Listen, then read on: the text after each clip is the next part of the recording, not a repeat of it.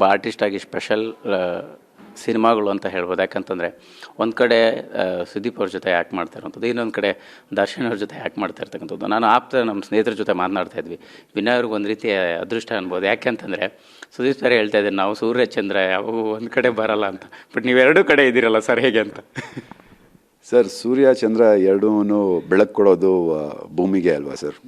So ಆ ಭೂಮಿ ಮೇಲೆ ನಾವು ಇದ್ದಾಗ ಎಲ್ಲರ ಬೆಳಕಿನಲ್ಲಿ ನೆರಳಿನಲ್ಲಿ ಅನುಸರಿಸ್ಕೊಂಡು ಹೋಗ್ತಾ ಇರಬೇಕು. ಆ್ಯಂಡ್ ಡೆವಿಲ್ ಮಾಡಿದಾಗ ಕೂಡ ನಾನು ಫಸ್ಟ್ ಕನ್ಸಲ್ಟ್ ಮಾಡಿದ್ದು ನಾನು ಸುದೀಪ್ ಸರ್ನೇ.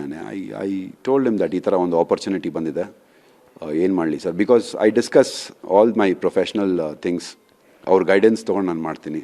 ಆ್ಯಂಡ್ ಬೇಸಿಕ್ಲಿ ನಾನು ಅದು ವಿಷಯ ಹೇಳಿದ ತಕ್ಷಣ ಅವ್ರು ಹೇಳಿದ್ದು, go do your job, it is a very good opportunity, ಒಂದು ಒಳ್ಳೆ ಸಿನಿಮಾಗೆ ಒಳ್ಳೆ ಆಪರ್ಚುನಿಟಿ ಸಿಗ್ತಾ ಇದೆ, go give your best. As an actor ನೀನು ಎಲ್ಲೋದ್ರೂ ಆ್ಯಕ್ಟೇ ಮಾಡಬೇಕು. ಸೊ ಏನು ಮಾಡ್ತಿದ್ಯಾ ಅದ್ರ ಮೇಲೆ ಕಾನ್ಸಂಟ್ರೇಟ್ ಮಾಡು, don't worry about all other things what is happening.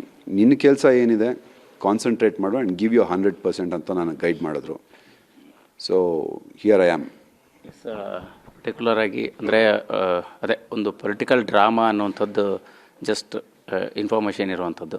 So Darshan ಅವ್ರು ಯಾವ ರೀತಿ ಕಾಣಿಸ್ಕೋಬೋದು, ಎಷ್ಟು ಸ್ಪೆಷಲ್ ಆಗಿರ್ಬೋದು ಅನ್ನೋಂಥದ್ದು ನೀವು ಕಂಡಂಗೆ. ಸರ್, ಅದನ್ನು ನಾನು ಹೇಳಿದ್ರೆ ತಪ್ಪಾಗತ್ತೆ, ಬಿಕಾಸ್ ಆ ಟೀಮ್ ಏನೋ ಒಂದು ಸ್ಪೆಷಲ್ ಆಗಿ ಇಟ್ಕೊಂಡಿರ್ತಾರೆ ಪ್ರಮೋಷನ್ಸ್ಗೆ ಅಂತ. ಆ್ಯಂಡ್ ಸ್ಟೋರಿ ಲೈನು ಅದೆಲ್ಲ ಅವರು ಪ್ರೊಡ್ಯೂಸರ್ಸು ಮತ್ತು ಡೈರೆಕ್ಟರ್ಸ್ ಹೇಳಿದ್ರೇ ಒಳ್ಳೆಯದು. ಬಿಕಾಸ್ ನಾನು ಹೇಳಿದ್ರೆ ಅದು it want be good, it want look good also. So ನನ್ನ ಪಾತ್ರ ಒಂದು ಒಳ್ಳೆ ಪಾತ್ರ ಕೊಟ್ಟಿದ್ದಾರೆ, ಆ ಪಾತ್ರಕ್ಕೆ ನಾನು ನಂದು 100% ಕೊಟ್ಟಿದ್ದೀನಿ. ಸೊ ತುಂಬ ದಿನ ಇಲ್ಲ, ಇನ್ನೇನು 12ನೇ ತಾರೀಕಲ್ಲ, ಎಲ್ಲ ಒಟ್ಟಿಗೆ ನೋಡೋಣ ಬಿಡಿ.